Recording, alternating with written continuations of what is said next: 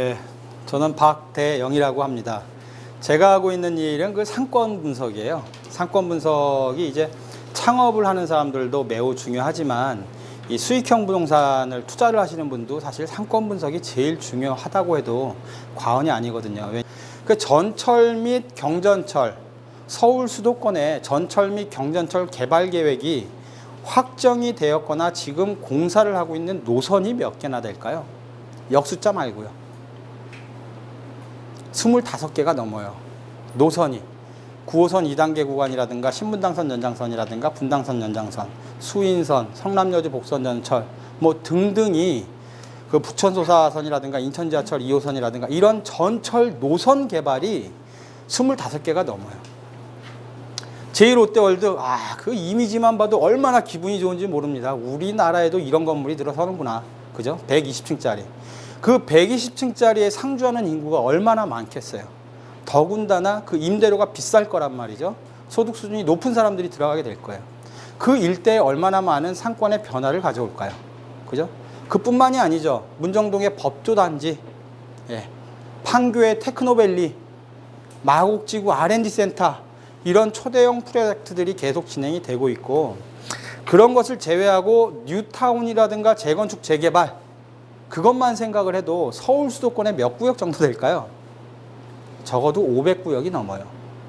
제가 이걸 먼저 말씀드리는 이유는 수익형 부동산을 투자를 하시는 분들이 제일 먼저 알아야 될 게요. 무엇이 지금 수익을 많이 내고 있느냐가 아닙니다, 사실은. 왜 그러냐면 그 한 10몇 년 전만 해도 상당히 좋았던 상권들이 있어요. 천안에서 대표적인 천안역 상권. 얼마나 좋아요? 천안 역세권이고 천안역에 CGV 있어요, 극장. 그 뒷골목에 옷가게들 즐비했습니다. 지금 가보세요. 뒷골목에 점포 10개가 있으면 8개 비어 있어요. 8개가. 그럼 거기에 그 극장 건물 1층도 경매가 나와 있어요. 거기에 그 물건을 투자를 한 사람이 과연 공실일 때 그걸 투자를 했을까요? 아니거든요. 좋았을 때 투자를 한 거예요. 그죠? 좋았을 때 투자를 했는데 어려워진 겁니다. 좋은 상품을 여러분들이 찾으시잖아요. 지금 좋은 것보다 더 중요한 건 뭐냐면 앞으로 좋은 게 더 중요하단 말이죠. 예전에 노래방이 처음 생겼잖아요. 부산에서. 노래방이. 장사가 무지하게 잘 됐습니다. 장사가 잘 되니까 그걸 벤치마크해서 서울에다 창업을 한 거예요. 돈 많이 벌죠. 돈 많이 버니까 어떻게 해요? 다른 사람도 또 창업을 하잖아요. 노래방이 언제까지 늘어나요? 망할 때까지 늘어납니다. 망할 때까지. 그죠? PC방이 일산에서 처음 창업합니다. 아주 큰 성공을 해요. 홍대에서 벤치마크 합니다. 대학로에 생깁니다. 서울의 각지에 생겨요. PC방이 언제까지 늘어날까요? 망할 때까지입니다. 이해할 필요도 없어요. 외우시면 돼요. 자, 요즘 제일 인기 있는 게 뭐예요? 소형주택, 도시형 생활주택, 준주택 고시원, 오피스텔. 그죠? 언제까지 늘어나요? 망할 때까지 늘어납니다. 망할 때까지. 아니, 그러면 망할 때까지 늘어날 거니까 이 투자할 상품이 없느냐? 아니죠. 노래방을 창업을 해서 망할 때까지 늘어났지만 노래방에서 돈 번 사람들은 많이 벌었어요. PC방 창업해서 돈 번 사람들 많이 벌었어요. 뭐가 중요한 걸까요? 공급 과잉기에 대처한 투자를 하는 게 가장 중요해요. 생각해 보세요. 6년 전만 해도요, 아파트 투자, 대형 평형대가 정석이었습니다. 재건축 재개발을 하면 너도 나도 큰 평형대를 받으라고 막 안달이 났었어요. 그 사람들 지금 어떻게 됐어요? 자, 소형주택이 지금 인기가 있습니다. 틀림없이 인기가 있어요. 언제까지 늘어난다고요? 공급 과잉기가 항상 오게 되어 있어요. 부동산 특성 중에 이제 매우 중요한 부분인데 공급이 되게 비탄력적입니다. 지금 당장 필요한데 지금 당장 만들어내질 못해요. 지금 분양하는 건 3년 전에 계획을 한 거예요. 그죠? 그렇기 때문에 공급을 딱 맞출 수가 없습니다. 콜라나 이런 것처럼. 그래서 우리는 수익형 부동산 투자를 하실 때에는 적어도 5년은 생각하고 가셔야 돼요. 신장사거리 가보시면은 뭐 아주 삐까뻔쩍합니다. 하남 신장사거리요. 재래상권이잖아요. 옷가게들 즐비하고요. 나이키 매장, 뭐 온갖 매장들 다 있어요. 핸드폰 매장, 액세서리 매장. 예. 월세 잘 나옵니다. 장사 잘 돼요. 사람들 바글바글 해요. 5년 지나면 어떻게 될까요? 왜 주저앉을까요? 미사지구 개발 때문에 그래요. 미사지구에 우리나라 최대 규모의 아울렛몰이 들어갑니다. 역세권이 거기 생겨요. 하남 신장 사거리 같은 경우는 차를 못 세워요. 누가 거기 가서 옷을 사겠어요? 그렇죠? 상권이 이렇게 많이 변화하고 있어요. 그래서 그 변화하는 상권을 우리가 캐치를 하는 게 가장 중요합니다. 그래서 상권의 변화에 대해서 서울 수도권까지만 제가 집중적으로 좀 강의를 할 거고요. 좋은 자리, 나쁜 자리 다 말씀을 드릴 거예요. 그 수익형 부동산 투자를 하실 때에는 우선 그 두 가지를 생각을 하셔야 돼요. 수익형 부동산은 굳이 정의를 내리자면은요, 임대 수익을 목적으로 투자를 하는 부동산 상품 이렇게 생각하시면 돼요. 그러니까 상가는 수익형 부동산, 아파트는 수익형 부동산이 아니다. 이게 아니라요. 소형 아파트를 5채 이상 구입해서 임대사업자로 임대 수익을 내려고 한다. 이거 수익형 부동산이에요. 땅을 사서 내가 공장으로 임대를 할 거다. 수익형 부동산입니다. 임대 수익을 목적으로 투자를 하는 부동산 상품 이렇게 생각하시면 됩니다. 자, 그러면 임대 수익을 목적으로 투자를 하는 부동산 종목을 또 두 가지로 나누셔야 돼요. 수익형 부동산을. 그 수익형 부동산에서 임대료를 지불을 하는 사람이 있잖아요. 내가 원룸 건물을 갖고 있으면 나한테 그 임대료를 지불을 하는 사람이 어떤 목적으로 임대료를 지불을 해요? 주거 목적으로 임대료를 지불을 하죠. 그죠? 하지만 여기 1층에 상가가 있습니다. 상가 임대료를 지불을 하는 목적은 뭐예요? 사업 목적이죠. 그죠? 사업 목적. 이 두 가지를 나누셔서 생각을 해야 돼요. 왜냐면 수익형 부동산 투자를 하시는 분들이 대부분 무슨 생각을 하시냐면요. 야, 여기 전철 들어오는데 만세 막 이래요. 전철 또 하나 들어오면 좋아지잖아요. 대부분 이렇게 생각을 합니다. 정자동 카페 거리를 제가 예로 말씀을 드릴게요. 정자동 카페 거리에서 강남역까지 최근에 신분당선이 개통을 했습니다. 그러면 정자동은 신분당선이 또 생겼으니까 다 좋아진다 이렇게 생각을 해요. 상권이 넓어지니 어쩌느니. 그죠? 절대 그렇지 않죠. 정자동에서 장사를 하는 사람, 젊은 청춘들 대상으로 뭐 브런치 카페라든가 이런 거 장사를 하는 사람은 정자동에 있는 청춘들이요. 10대 후반, 20대 초반 청춘들이 강남역으로 빠져나오고 싶은데 옛날엔 불편했어요. 강남역 나오기가. 근데 신분당선 딱 개통을 했습니다. 17분이면 와요. 정자동에서 강남역을. 청춘들이 거기서 놀겠어요? 강남역 나옵니다. 그죠? 근데 그러면 장사를 하는 입장에서는 정자동은 상가가 안 좋아질 거 아니겠어요? 하지만 정자동의 오피스텔, 소형 오피스텔, 신분당선 개통을 하면 주거 목적인 거는 좋아진 거예요? 나빠진 거예요? 좋아진 거죠. 그래서 크게 보면 이 두 가지로 일단 나누시고 그 다음에 또 세부적으로 나누셔야 돼요. 상가 같은 경우도요. 정자동의 젊은 청춘들을 대상으로 그 장사를 하는 상가는 매출이 급격히 줄어들겠죠. 하지만 정자동에 있는 실내 골프 연습장, 누가 실내 골프 연습장 가려고 강남역을 가요? 정자동에서 치고 말지. 그죠? 그러니까 상가에 따라서 그 다 또 틀려진단 말이에요. 그래서 그런 부분들을 우리가 학습을 해야 됩니다. 그래서 그 상권이 변화하는 원리에 대한 게 우리가 이번에 학습을 해야 되는 게 첫 번째고요. 결국 수익형 부동산을 투자를 한다는 거는 우리가 학습을 한다는 건 이 세 가지예요. 세 가지. 수익형 부동산, 도시형 생활주택 요즘 분양 많이 하던데 괜찮을라나? 상가 분양받아도 괜찮을라나? 원룸 건물 그 손 많이 간다는데 괜찮을라나? 그죠? 그러니까 이런 종목들에 대해서 여러 가지 종목들에 대해서 우리가 뭘 투자를 하는 게 좋을까? 이걸 먼저 좀 생각을 해야 됩니다. 그 다음 상가를 투자를 하든 도시형 생활주택을 투자를 하든 준주택 고시원을 투자를 하든 공급 과잉기까지 늘어난다는데 망할 때까지 늘어난다는데 공급 과잉기에 내가 망하지 않는 곳에 투자를 하려면 어디에 투자를 해야 되느냐 이거죠. 그죠? 지금 투자를 해서 나중에 임대료를 수익을 많이 올릴 수 있는 곳이 어딜까? 좋아지는 데가 어딜까? 그죠? 어디입니다. 어디. 제가 상권 분석을 전문으로 하고 있기 때문에 그 상권 분석 시스템이 있어요. GIS2를 사용을 하는데 뭐 전국 사업체 DB라든가 이런 거를 지도에 뿌려서 그거 가지고 막 분석을 하고 합니다. 그 전에 이제 부동산 서브의 연구소장으로 있었기 때문에, 상권분석 연구소장으로 있었기 때문에 그 벼룩시장하고 같은 회사이거든요. 그래서 이제 전국의 상업시설들 뭐 그 업종별로 임대 시세라든가 이러한 것들도 이제 데이터를 제가 많이 활용을 하고 있죠. 그래서 그 분석한 데이터들을 여러분들한테 많이 보여드릴 거고요. 그리고 이제 한 10년 전에는 제가 신용카드 매출 분석을 했었어요. 저 한국정보통신이라는 곳에서, 그 자회사에서 여의도에 있는. 그래서 그 신용카드 매출 패턴 분석을 했었던 것들도 수강을 하시는 분들한테 제가 자료로 좀 제공을 해 드릴 겁니다. 자, 그 다음은 이제 어떻게 투자를 할까죠? 어떻게? 분양을 받을까? 경매를 할까? 현찰로 살까? 어쩔까? 그죠? 근데 지하철 9호선 2단계 구간 중에서 제일 좋은 곳들이 있습니다. 경매 기다려봐야 안 나와요. 경매 개시되기 전에요. 경매 넘어간다는 얘기 나오면 현찰로 바로 팔려버립니다. 그런 데는 현찰로 사셔야 되는 거예요. 그죠?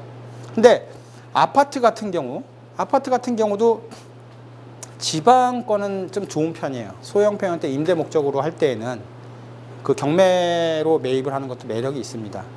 서울에 있는 것들은 아파트 경매로 매입해봐야 큰 매력이 사실은 없어요. 동네 가서 급매물로 사는 것보다 돈 1,000만 원이나 쌀까요? 그죠? 그 돈 1,000만 원 받고 세입자 쫓겨내기가 더 힘들잖아요. 그러니까는 경매로 해서 그렇게 크게 매력이 없는데, 경매가 가장 큰 매력이 있는 게 사실은 뭐 토지입니다. 임야 같은 거. 가장 경매로 했을 때 가장 그 매력이 있죠.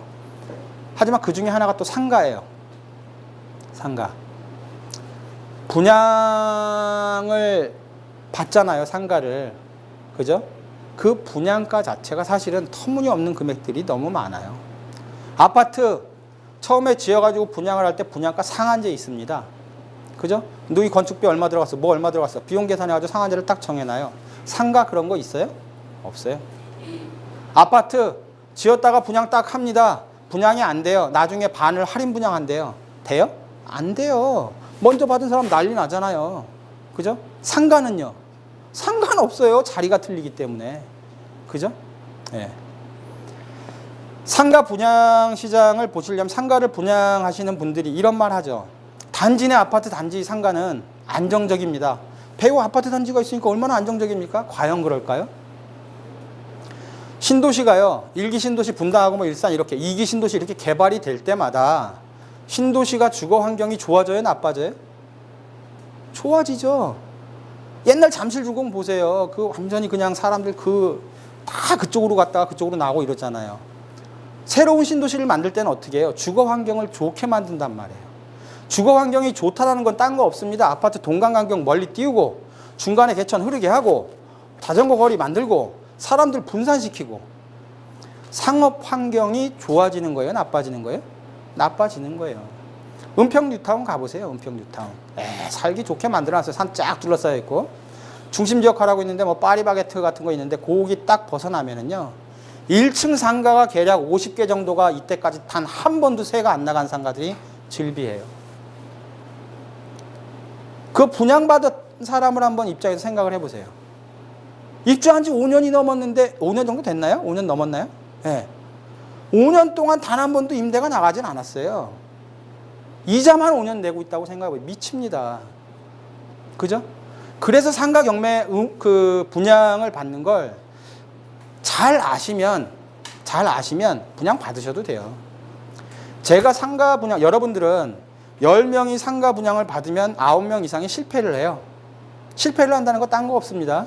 내가 200만 원 임대료가 나올 거라고 생각하고 분양 받았는데 200이 안 나와요. 실패예요. 200이 나올 거라고 생각했어요. 200 이상 나와요. 이거 성공입니다.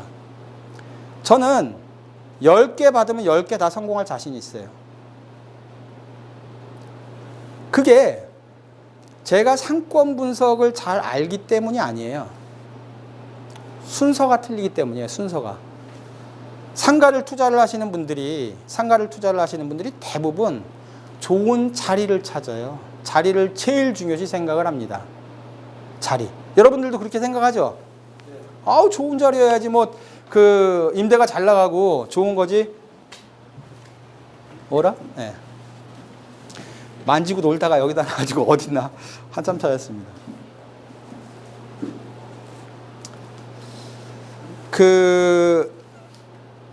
투자하시는 종목들이 있잖아요. 수익형 부동산이. 그러면은 이제 우리가 투자를 할 때 사이클이에요, 사이클. 펀드를 투자를 하든 부동산을 투자를 하든 그냥 투자 사이클입니다. 정보를 취득을 해요. 야, 뭐 주가 오른대, 뭐 펀드가 좋대, 재개발한대, 예. 뭐 어디 여기 생긴대, 이런 정보를 취득하는 단계가 있어요. 그 다음은 매입을 하는 단계가 있죠. 일반 아까 현찰 매매하는 방법, 뭐 분양받는 방법, 예, 경매로 투자를 하는 방법, 그 단계가 있고, 그 다음 운용을 하는 단계가 있습니다. 그리고 매도를 하고 정산을 하면 한 사이클이 끝난 거예요. 중요한 거는요, 내가 투자하는 종목에 따라서 취해야 될 정보가 틀려요. 그죠? 수익형 부동산에서 가장 중요한 거는 교통개발 계획, 대형 상업시설 계획, 상권 변화 정보, 이 정도가 제일 중요해요. 토지를 투자를 할 때에는 도시개발이라든가 국토기본계획이라든가 이런 거 중요하잖아요. 수익형 부동산 그 의미 없어요, 별로. 예, 수익형 부동산은. 그렇기 때문에 이 세 가지 정보를 위주로 제가 여러분들한테 안내를 해 드릴 것이고요. 매입 방법에 있어서는 저는 다른 건 몰라도 상가는 무조건 경매로 받으시라, 이겁니다. 상가 경매에 대한 편견들이 있습니다. 좋은 자리 경매가 안 나온다. 예, 지금 강남역 지오단호 바로 뒤에 1층 상가 경매 나와 있어요. 선릉역 역 출구, 진선여중고 출구 쪽에 역 바로 앞에 있는 편의점 제가 경매로 받아준 거예요. 학동역 1번 출구에 세븐몽키스 커피 전문점 있어요. 경매로 받아간 거예요. 좋은 자리 얼마든지 있습니다. 수익률이 낮을 뿐이에요, 좋은 자리는. 그죠? 뭐 선릉역 거 1층 편의점 같은 경우는 그 수익률이 그래도 거의 10% 가까이 나와요. 강남에서 10%면요, 남들 2배 수익이에요. 5%나 나오면 다행입니다, 강남. 그죠? 그래서 상가 같은 경우는 저는 오로지 경공매만 안내를 해요. 일반 분양 물건이나 이런 건 절대 안내하지 않습니다. 그 다음 운용을 하는 단계예요. 아파트는 내가 매입을 해놓고 운용을 할 필요 없어요. 내가 들어가 살든가 세를 놓든가. 그죠? 토지 같은 경우는 이 땅에다가 빌라를 지을까, 오피스텔을 지을까, 상가를 지을까, 어떻게 운용을 하느냐에 따라서 그 땅의 가치가 완전히 틀려집니다. 상가도 마찬가지란 말이에요. 상가를 한번 예로 들어보시면 건대역 상권입니다. 심야 상권이에요. 낮에는 사람들이 별로 없습니다. 밤에만 사람이 북적북적대요. 낮에는 사람이 없고 밤에만 북적북적대요. 메인통입니다. 여러분들이 분양을 받았어요. 제일 좋은 자리 1번. 제일 비싼 돈을 주시고 받았겠죠. 그죠? 네, 제일 좋은 자리를 분양을 받으셨습니다. 제가 제일 안 좋은 자리일 것 같은 4번을 분양을 받았어요. 분양을 받아서 100% 성공하는 방법을 말씀을 드리는 거예요. 제가 4번을 분양을 받았습니다. 저는 상권 분석 전문가이니까 심야 상권이네, 저기서는 평당 수익이 제일 높은 게 편의점이야 라는 걸 저는 알아요. 임대료를 제일 많이 지불할 수 있는 업종이 편의점이란 말이에요. 그래서 제가 저기다가 편의점을 유치를 했어요. 언능.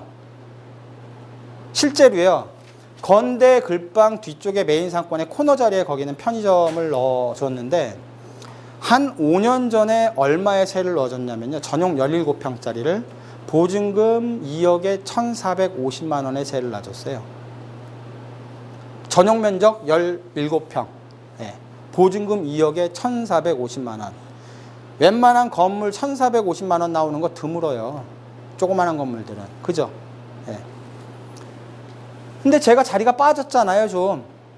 그죠? 그러니까는 저기 담배 판권을 언능 신청하게 해서 편의점 세를 놓는다고 해서 세를 보증금 1억에 1,350만 원에 그냥 세를 놨다고 쳐요.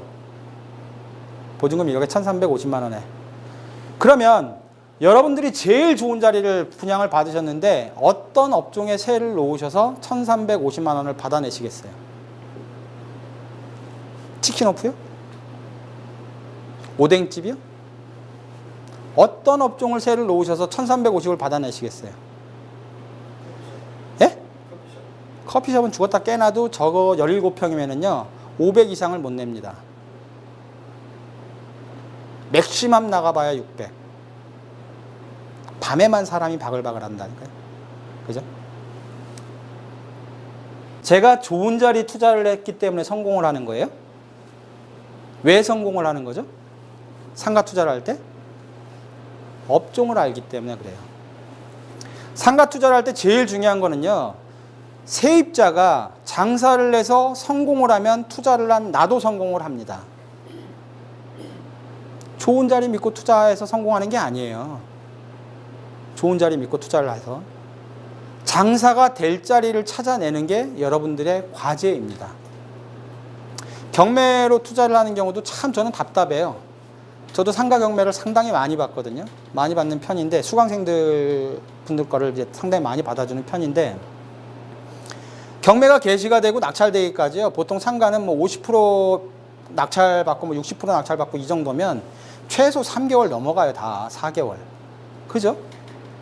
아니, 그러면 경매가 개시되기 전에, 그거를 낙찰받기 전에 여기다 세를 뭐를 놓을까 좀 고민을 하면 좋잖아요. 근데 일반 투자자들은 일단 낙찰을 받습니다. 명도할 거 명도 다 하고 깨끗하게 비워놓고 그 다음에 임대라고 딱 붙여요. 왜 그러냐 이거예요. 선능력 낙찰 받은 것도 마찬가지고 다른 것도 마찬가지지만요, 당동 것도 마찬가지지만 저는 낙찰 딱 받고 한 달, 두 달 있다 바로 임대로 나옵니다. 미리 임대를 맞춰놓고 들어갔으니까. 그죠? 근데 상가를 투자를 하시는 분들이 그 생각을 안 해요. 그래서 그 임차인에 대한 고민을 하시는 게 가장 중요합니다. 그래서 그 업종에 대해서 저희가 127개 정도로 분류를 하고 있는데, 업종에 대한 이야기들을 좀 많이 말씀을 드릴 거예요. 종목을, 아니 세상에 1층 상가 17평짜리고 뭐 좋다고 12억 7만 원에 그걸 경매를 받고 앉았어. 원룸 건물을 사지. 아마 이런 생각하시는 분들 많을 거예요. 자, 비교해 보도록 하겠습니다. 원룸 건물 아무래도 수익률이 높겠죠. 그죠? 상가 12억 7만 원 주고 산 거, 원룸 건물 샀으면 아마 월세가 상가가 800 나왔으니까 원룸 같은 경우는 한 1000만 원 넘게 나올 거예요. 자, 1000만 원 넘게 나옵니다. 방이 15개라고 쳐요. 그럼 15개 방 세입자들이 들락날락 할 거 아니겠어요? 복비 나가야 되잖아요. 상가는요? 안 나가죠. 세입자가 살다 보면 원룸 건물 2년 살았어요. 도배 해줘야 돼요? 안 해줘야 돼요? 해줘야 돼요. 점포는요? 안 해줘도 돼요. 에어컨 고장나요? 누구한테 얘기해요? 건물주인한테 얘기해요. 상가는요? 자기가 다 해요. 화재보험 내가 들어야 되잖아요. 원룸 건물. 상가는요? 법인에서 들어요. 아니, 우리나라 원룸 건물 중에 설비에서 그 속 안 새기는 건물 있대요? 다 맥혀요. 누가 뚫어야 돼요? 건물주가 뚫어야 돼요. 상가는요? 관리소에서 뚫어요. 상가는 대기업에 임대를 놨잖아요. 5년 계약했습니다. 5년 동안 해외여행 갔다 와도요, 통장에 5년치 다 꽂혀 있습니다. 원룸 건물은요, 1년 밀리는 사람도 있어요. 튀는 사람도 있고. 나한테 맞는 상품을 찾는 게 중요한 것이지 무조건 좋은 거를 정하는 게 중요한 게 아니란 말이에요. 젊은 사람이면 되도록이면 저는 토지에 좀 나누어서 투자를 하라는 걸 말씀을 드려요. 임야 같은 거, 평택 뭐 이쪽 얼마나 좋습니까? 우리나라에 이런 기회가 또 올 것 같으세요? 죽었다 깨나도 안 와요. 죽었다 깨나도. 그런 곳에 내가 갖고 있는 거 10% 20% 임야 투자하면요, 몇천 평 몇만 평 사요. 그죠? 저 멀리 있는 데라도, 평택 같은 데가 아니라. 그러니까 토지 쪽으로 좀 뛰고, 왜냐하면 자산가치 오래 살 사람이니까. 근데 수익형 부동산 투자하는 사람, 뭐 은퇴한 지고 나이 60 넘고 70 되신 분이 그거 해가지고 자식 좋은 일 시켜봐 뭐 할 거냔 말이야. 애들 싸움만 나요 나중에. 그죠? 그러니까 나는 그냥 속 편하게 임대 수익 따박따박 안정적으로 나올 거다. 상가가 낫단 말이에요. 그죠? 그래서 나한테 맞는 상품을 찾아내는 게 사실은 중요합니다. 원룸을 투자하시는 분들이 가장 일반적으로 투자하는 게 어떤 방식일까요? 2호선 라인에 저기 신림이나 신대방이나 관악이나 이런 곳에 단독주택을 한 동, 두 동을 사요. 건축업자가. 그거 보시고 원룸 건물 줘요. 그리고 일부 전세를 놓습니다. 비싸게. 새로 지은 거니까. 그 나머지 월세 좀 놓고 대출 좀 껴요. 부담 없게. 투자 대비 수익 좋습니다. 그러면 그런 거 강남에다 매물 광고 내면 강남에 있는 사람이 사요. 그거. 그죠? 텁성 물어요. 이게 가장 일반적이에요. 그 원룸 사는 사람들이 항상 고민하는 게 뭔지 알아요? 처음에 신축이라 비싸게 전세를 놨는데 나중엔 그게 나가질 않아요. 빼달라고 그래요. 환장합니다. 물론 서울이야 전세가가 계속 올랐으니까 상관없지만, 그죠? 그동안은 올랐으니까 상관없어요. 떨어지면요. 답 없어요. 나머지 전세 빼가지고 또 주는 방법밖에는, 월세 나간 거. 그죠? 이게 가장 일반적인 투자 방식이에요. 요거보다 우리가 좀 그래도 부동산을 학습하는 사람들이니까 더 수익을 많이 내고 싶어요. 어떻게 하시면 될까요? 지은 지 얼마 안 되는 원룸 건물을 경매로 사시면 돼요. 그러면 대략 25% 정도 싸게 살 수 있어요. 25%, 뭐 지은 지 좀 된 거는 뭐 30% 이 정도에 싸게 사실 수가 있어요. 아, 경매로 원룸 건물 사는 것보다 나는 더 수익을 높여야 되겠어. 어떻게 하면 될까요? 예? 근데 건축하는 게 보통 일 아닙니다. 예, 건축업자한테 한번 말리기 시작하면요, 다 지어놓은 거 사는 것보다 훨씬 돈 더 들어요. 예. 어떻게 하면 될까요? 상가를 사요, 상가. 경매로. 상가를. 인천 지역이라든가 저기 천안이라든가 이런데, 천안 시청 바로 앞에요, 불당동이라는 데가 있어요. 거기에 최근에 경매에 넘어갔던 게 전용 면적당 170만 원에 받아갔어요.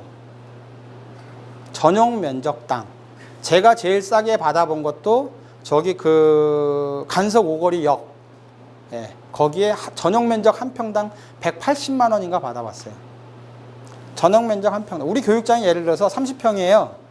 전용 면적이잖아요. 이거를 얻을 때에는 임대차 계약을 몇 평을 써요? 예, 한 45평, 50평. 그죠? 50평짜리가 경매가 나올 때는 30평으로 표시가 된단 말이에요. 전용 면적만 표시가 돼요. 생각해 보세요. 간석 오거리에 땅 살려면 어쨌든 뭐 700만 원, 1000만 원 가까이 들 거란 말이에요. 상업지니까. 그죠? 거기다가 뭐 집 지으려고 생각해 봐요. 평당 집 짓는 데만 해도 300만 원 들어갈 거란 말이에요. 근데 나는 건물 한 평을 170만 원에, 180만 원에 샀어요. 누가 이기겠어요? 상가를 경매로 받아서 준주택을 한 사람이 이기겠죠. 그죠? 예. 여기서 감동 먹으시면 안 돼요. 한 단계 더 갑시다, 우리. 재밌죠, 은근히? 예. 자, 그러면 상가를 경매로 받아서 방을 꾸미는 것보다 수익을 더 높이고 싶어요. 어떻게 하면 될까요? 제가 최근 4, 5년 동안 계속 한 일이에요. 예. 방이 꾸며져 있는 상가를 경매로 받으시면 돼요. 방이 꾸며져 있는 상가가 뭐예요? 조산원, 안마시술소. 최근에 한 4년 동안 제가 경매 주로 받아 드린 게 그 안마시술소하고 그 조산원. 방 28개짜리를, 조산원 방 28개짜리를 3억 2,400인가 받았거든요. 파장동. 고시원으로 바꿔가지고 보증금 6천에 440만 원에 세를 놨어요. 인계동, 수원 인계동. 방 그거는 대부분이 고만고만이에요. 28개 뭐 그 정도인데, 방 28개짜리인데 그 5억 8천 얼마에 받았어요. 인계동이 그 모텔을 리모델링 한 거는 방 하나가 60만 원이에요. 고시원 화장실 없는 거 요만한 쪽방이 있죠. 25만 원이에요. 제일 싼 게 22만 원. 화장실 딸려 있는 거 제일 싼 게 30만 원이에요. 그러면 4평짜리 방 40만 원은 받을 거 아니겠어요. 그죠? 예. 네. 그뿐만 아니라 이제 안산에도 제가 안마실소 받아들이고 했는데, 이제는 좀 이제 흐름은 많이 갔죠. 안마실소를 제가 경매를 받을 때 처음에는요, 3년 전, 4년 전에는 거의 단독 입찰이었어요. 단독 입찰. 들어갔다 하면 단독 입찰. 그러니까 최저가에서 17만 원 더 쓰고 받고. 예. 그 이제 작년인가요? 작년 말인가 계산동에 안마시술소가 나왔어요. 받기 아주 좋아요. 뭐 7호선 연장선이 길리 가잖아요. 받기도 좋아요. 금액도 낮고 2억 몇천대예요. 방이 8개인가짜리인데 싸잖아요. 좋잖아요. 안 마실 술 누가 받아요? 사실 여러분들 받으라면 받겠어요? 안 받아요. 제가 안 마실 수 이거 받는 거를 강의를 한 지가 한 3년 됐나 봐요. 3년 됐나 본데 3, 4년 된 것 같은데 17대 1 17명 들어왔어요. 17명. 그래서 이제는 아주 돈벌이 되는 거는 많이 얘기하면 안 되겠구나 이런 생각을 네. 창업 강의 쪽은 상당히 오래 했어요. 소상공인진흥원 처음 생겼을 때도 처음 생겼을 때는 뭐 컨설턴트 상담사들 대상으로도 강의했었고 일반인 창업자들 대상으로도 강의했고 뭐 오늘도 저기 서울 창업센터라고 있어요. 서울시에서 주관을 하는 성수 IC 센터인가 거기에서 이제 한 수강생 한 200명이나 될까요? 예비 창업자들이죠. 그 사람들 대상으로 강의를 하는데 그분들은 자금이 없어요. 창업 대부분이 자금이 별로 없으신 분들이에요. 그래서 창업 자금을 대출을 받을 수가 있습니다. 3천만 원에서 한 5천만 원 정도는 일반적으로 다 받아요. 특별한 신용상의 문제 없고 이러면. 근데 그 강의를 들은 친구가 마침 저랑 나이가 연배가 비슷해요. 친해졌어요. 네, 돈 2천만 원밖에 없는데 뭐 어떻게 했으면 돈을 벌겠냐. 미용실 하는 사람인데요. 2층 상가 경매 받는 거예요. 5천 몇백에 받았어요. 전용 면적 20몇 평. 대출 80% 나왔어요. 44.3%. 그러면 4천만 원 대출에 4.3%면 얼마예요? 월 17만 원이나 되나요? 16만 원? 그죠? 월세 얻는 것보다 싸요. 보증금 처리에 16만 원짜리 얻은 거나 똑같은 거예요. 그리고 또 어디서 받아요? 대출을? 창업자금 대출. 네. 그죠? 자기 돈 하나도 안 들어가잖아요. 리스크가 높을수록 수익률이 높을 수밖에 없죠. 그죠? 리스크가 낮을수록 그 수익률이 낮을 수밖에 없습니다. 리스크는 황금성이에요. 부동산은 안 팔리면 리스크가 되는 거예요. 그죠? 안 팔릴수록 어떤 거 안 사요. 사람들이 큰 거, 위층에 있는 거, 지하에 있는 거 이런 게 수익률이 높아요. 저는 한 2, 3억 정도 투자를 한다면 제일 처음에는 지층이나 2, 3층을 권합니다. 물론 세입자를 맞추고 들어가요. 저는 세입자가 들어간다는 사람이 없는데 입찰 들어간 경우는 전 단 한 건도 없어요. 싸니까 받았다. 예. 다시 또 경매 나오는 게 태반이에요. 한번 잘 보세요. 경매 나오는 거 다시 경매 나오는 것들 많습니다. 싸게 받았는데도 불구하고 세입자 계획이 없었기 때문에 그래요. 인계동에 받은 게 감정가가 대략 12억짜리예요.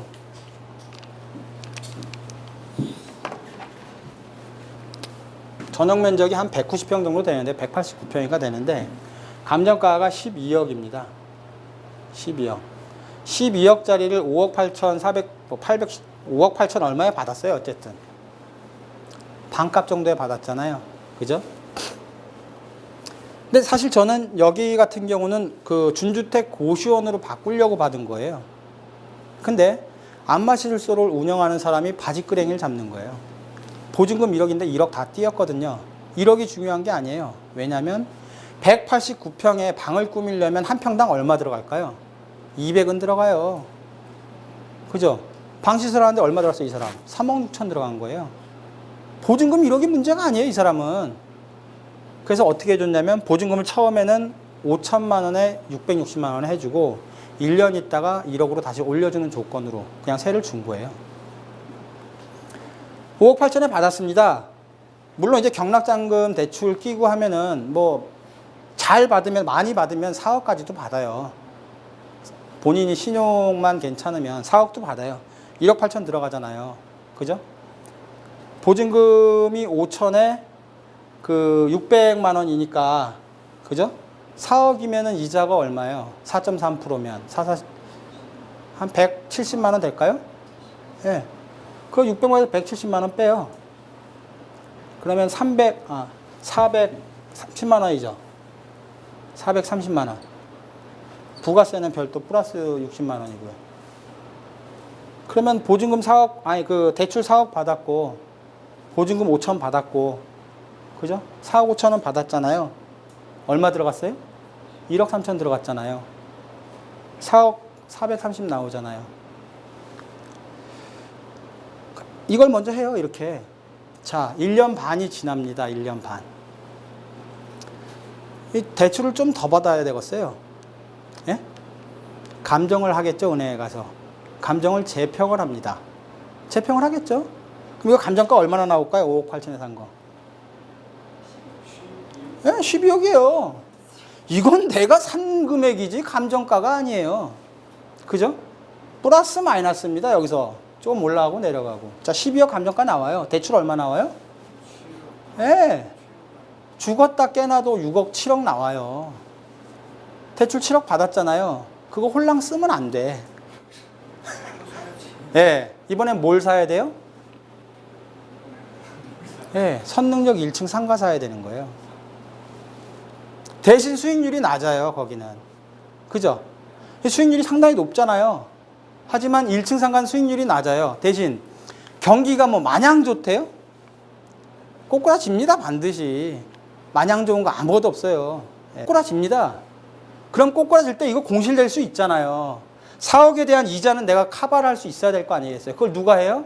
1층이 한단 말이에요. 이렇게 포트폴리오를 가져가셔야 돼요. 이렇게 3년이 지나고 5년이 지나고 난 다음에 뭉퉁그려서 건물로 가시든, 예? 그렇게 가시든. 수익형 부동산은요, 가치가 오르는 게 가격으로 표시가 안 돼요. 수익률로 표시가 됩니다. 다시 말씀드리자면, 3년 전에는 수익률이 10%였어요. 지금은 기대 수익 5%예요. 2배 오른 거예요. 그죠? 예. 앞으로는 어떻게 된다고요? 수익률이 더 떨어진다고요. 그러면은 우리는 어떤 사업장을 골라야 돼요? 수익률이 떨어질 때. 그 부동산 가치가 오를지 내릴지에 대해서는 누구도 말을 못해요. 그렇죠? 왜냐하면 IMF가 올지 서브프라임이 올지 그걸 누가 알겠어요? 모릅니다. 누구도 몰라요. 단 가치가 오르고 내리는 거는 금이 옛날에는 뭐 금이 옛날 금하고 지금 금하고 성질이 틀린가요? 똑같거든요. 금값 오르는 이유 뭐예요? 아니에요. 사는 사람 많기 때문이에요. 딴 이유 아무것도 없어요. 물론 다른 여러 가지 이유가 있겠지만 황금성이 좋든 희소성이 좋든 사는 사람이 없으면 안 오릅니다. 그러잖아요. 네. 그럼 도시형 수익형 부동산을 한번 얘기를 해보죠. 수익형 부동산 베이비부머 세대 은퇴할 분들이 아직 많아요. 앞으로 한 5년 동안 쏟아져 나올 사람들이 무지하게 많습니다. 수익형 부동산 투자할 사람이 늘어날까요? 줄어들까요? 난 거기에 답이 있다고 봐요. 늘어날까요? 반드시 늘어나죠. 네, 반드시. 네? 그렇죠. 도시형 생활주택 일반 분양하는데 인천이라든가 제가 공급과잉기에 대처한 투자를 하는 게 중요하다 그랬잖아요. 공급과잉기에 공급이 많이 몰리는 곳들을 피하셔야 되는데 그런 곳 투자하는 사람들은 내가 이 도시형 생활주택 투자를 해서 망했다라는 이야기가 쏟아져 나올 일이 불과 멀지 않아요.